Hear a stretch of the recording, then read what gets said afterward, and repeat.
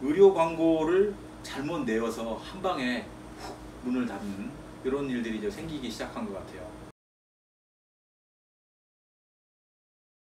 안녕하세요. 의료행정판례 연구 구독자 여러분 반갑습니다. 네, 안녕하십니까. 네, 반갑습니다. 저희가 의사 선생님과 의료기관 근무자를 위해서 채널을 만들어서 지금까지 여러 가지 얘기를 했는데요.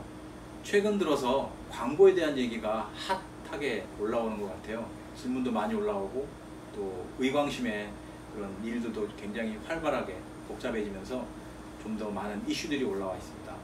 그 중에 하나가 요즘에 뒷광고라는 게 좀 있는데, 뒷광고라는 용어 들어보셨어요? 네, 들어봤습니다. 예, 들어봤습니다. 예.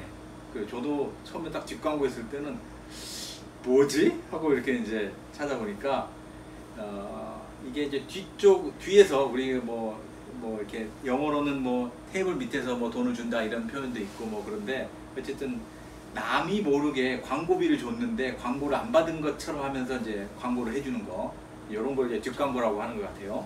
그래서 이제 유튜버들 중에서 100만 구독자, 이렇게 뭐만 구독자를 가지고 있는 대형 유튜버들이 의료 광고를 잘못 내어서 한 방에 훅 문을 닫는 이런 일들이 이제 생기기 시작한 것 같아요. 혹시 임다TV라고 하는 채널 들어보셨나요? 예, 들어봤습니다. 들어보셨나요? 저는 처음 들어봤어요. 이 채널이 100만이 넘는 구독자를 갖고 있었는데 뒷광고를 받고 의료 광고를 실었는데 바로 처벌이 나오자마자 채널을 문을 닫았어요. 참 안타까운 일인 것 같아요. 사실 100만 구독자를 모으기 위해서 얼마나 노력을 많이 했을 텐데 한 방에 채널을 내린다고 하니. 그리고 이제 그 밖에 이런 류의 뒷광고를 이제 마치 자기가 병원 후기를 올리는 것처럼 하면서 소개를 했는데, 이런 것들이 이제 문제가 되니까 이제 이렇게 기자 출신 유튜버들도 이런 것들을 이제 공개하기 시작하고 그러는데, 사실 이제 이분들은 의료법 전문가는 아니에요. 사회적 이슈가 되니까 우리 이제 기자 출신들 유튜버들도 이런 것들 소개하고 이렇게 있습니다. 그런데 변호사님, 이 뒷광고에 대한 내용이 있는데 이 조항과 관련된 의료법을 한번 소개해 주시겠어요? 네네. 의료법 56조에 보면 의료 광고에 대한 그 내용이 자세하게 나와 있습니다. 이 중에서도 그 1항의 2호에 보면은 환자에 관한 치료 경험담, 그리고 소비자로 하여금 치료 효과를 오인하게 할 수 있는 우려 있는 내용의 광고를 하지 못하도록 하고 있습니다. 이 규정이 전면으로 반하는 내용인 겁니다. 환자의 경험담을 의사 선생님이 소개하는 겁니까? 환자 자기가 자기 경험을 소개하는 겁니까? 환자가 마치 이제 자기가 직접 경험한 듯이 이렇게 광고를 해주는 거죠. 네, 사실은 근데 그 부분이 솔직한 그런 경험 후기라면 아무 문제가 없는데, 순수하게 자기 블로그에다가 자기 오늘 어디 갔다 왔는데 너무 친절하게 진료 잘 받아서 쓸 수 있잖아요. 네, 그렇죠. 정말 순수한 의미로 뭐 커피 한 잔도 안 얻어먹고 순수하게. 네, 맞습니다. 근데 의외로 그런 취지의 광고는 현실적으로 되게 많이 있는 그런 많이 의미인 것 같습니다. 써요. 뭐 일기 쓰듯이 블로그 쓰는 사람도 있으니까 거기다가 그냥 일기 쓰면. 사실 그 의료기관이 홍보가 됐죠. 홍보가 됐는데 이거는 의료법 56조 제2항 제2호에 해당되지 않는다는 거잖아요. 근데 실질적으로 보면 의료기관이 환자 후기를 이렇게 조정하는 경우가 되게 많아요. 슬그머니 우리 그 홈피, 우리 뭐 블로그 이런 데 올라와가지고 싹 당신이 좀 써주세요 하면서 이렇게 부탁하는 거죠.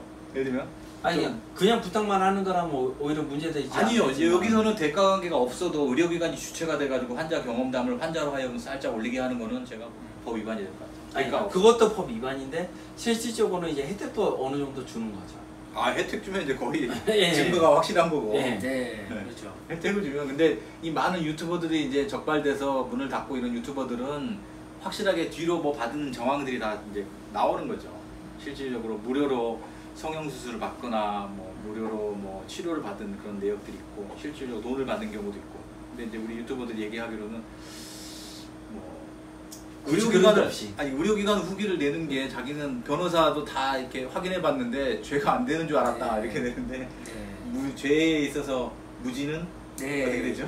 용납되지 않습니다. 분들은 대부분 의료기관에 계신 분들이라서 일반 유튜버들하고 상관은 없는데 절대 의료법이 다른 상업적인 그런 광고하고 있으면 다르다는 걸 알고 계셔야 돼요. 이 유튜버들이 어떤 식당을 갖다가 이렇게 예쁘게 소개했어요. 그건 아무 문제가 안 되죠. 의료기관을 소개하는 순간 벌써 법 위반이라는 거죠. 네, 의료 광고의 대상이 되는 네, 그 자체가 의료 광고 네. 때문에 그 굉장히 중요한 그런 테마가 있는 것 같아요.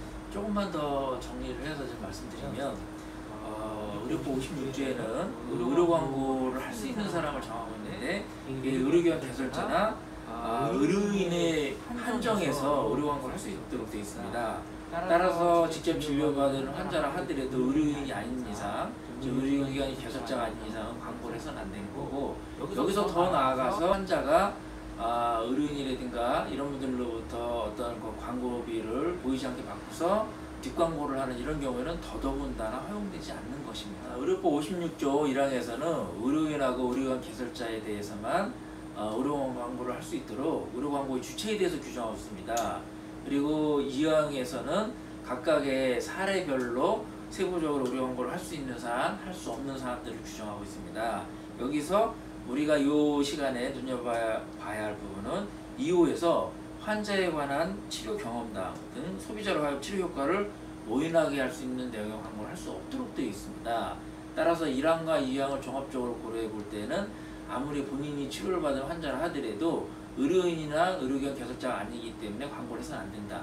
여기서 더 나아가서 환자가 의료인 등으로부터 보이지 않는 맞습니다. 뒷돈 광고비를 받고 하는 것은 더더군다나 용납되지 않는다는 점을 유의하셔야 합니다. 네. 그러면 그 얘기하신 거를 좀 조금만 정리해 보면, 네. 그러니까 환자든 의료기관이든 네. 어찌됐든 간에 광고를 목적으로 해서 좀 어떤 치료 목적에 대한 부분을 정리를 하든지 네. 후기를 쓰는 형태로 해서 하는 거는 네. 제한적인 부분이 있다라고 네. 정리를 하는 거예요. 의료기관은 당연히 환자 후기를 올리면 안 되고, 네. 환자도 후기를 네. 올릴 때는 정말 순수한지 그걸 또 봐야 될 것이며, 네. 또 의료기관에 또 조정을 받았는지 이걸 봐야 된다. 그 얘기입니다. 네. 근데 의료기관 입장에서는 제가 지금 좀 전에 얘기된 부분은 되게 중요한 부분이 될 수 있을 것 같아요. 왜냐면 잘 몰라서, 흔히 이제 행정처벌을 받는 대상들을 보면 잘 몰라서라는 부분이 의외로 많이 나오거든요. 네. 예. 그러다 보니까 이제 이런 부분들은 한번 정리를 해줄 필요가 있을 것 같습니다. 우리 뭐 형법에 딱 책에 보면 나오잖아요. 제 16조 금지처로 딱 네. 나오잖아요. 어쨌든 오늘 이제 뒷광고와 관련된 환자가 의료기관 방문한 다음에 후기를 올리는 거에 대한 광고를 할 수 있느냐입니다. 그리고 이제 많은 유튜버들이 아무 인식이 없이 이게 죄가 되는구나 이라는 사실을 모르는 채로 많이 광고를 하고 있는데 참 안타까운 것 같습니다. 이 채널을 혹시 보시게 되면 지금이라도 빨리 정리를 하셔가지고 좀 이렇게 의료기관에 대한 광고는 이제 안 하시는 게 좋을 것 같습니다. 오늘 이 시간에 이것으로 마치겠습니다. 많이 관심을 가져주셔서 대단히 감사합니다. 박수로 마칠까요? 네, 감사합니다. 감사합니다.